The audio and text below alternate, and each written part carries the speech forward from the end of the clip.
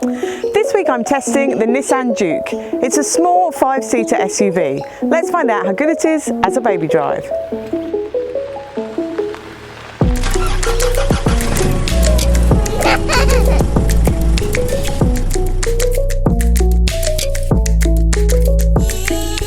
In the back of the Nissan Juke there are Isofix in the 2 outer seats.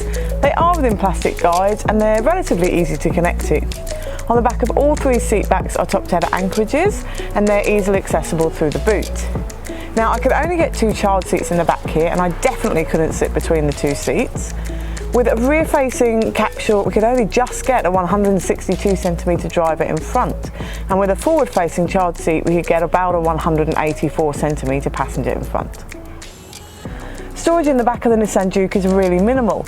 There's only the door bins. They will hold a large refillable water bottle, and there's the little storage wells in the handles too, and there's a little tiny shelf in the back of the central console. In the front there are cup holders in the central console. They will hold a reusable and a disposable coffee cup. Behind them there's no central console box, just a little storage well. There is a phone tray in front of the gear lever and a USB and 12-volt socket there too. The glove box is a good size, thankfully.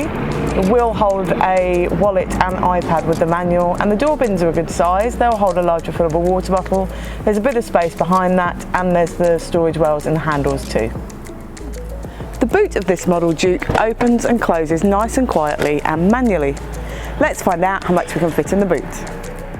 Empty, it will hold 10 shopping bags, or the twin side-by-side stroller and 5 shopping bags, a tandem stroller and 4 shopping bags, a single stroller and 2 shopping bags, or a compact stroller and 8 shopping bags, or a medium-sized dog if you remove the parcel shelf.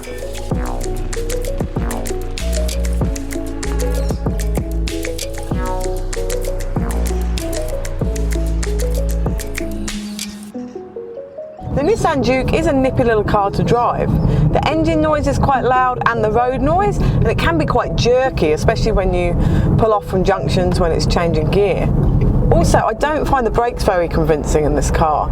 I feel like I really have to stamp on them to know I'm definitely going to stop.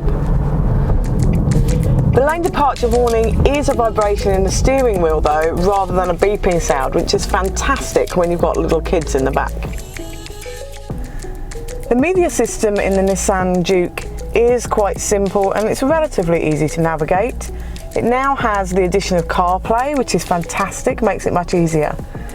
When you put it into reverse, that camera image does fill the whole screen, but it's really milky and I find it really hard to see when I'm manoeuvring in most lights. So to sum up with the Nissan Juke, it's not a bad little 5-seater. Inside space is quite cramped though, and that boot space is quite small too. The interior does feel a little bit plastically, but it's not a bad car to drive.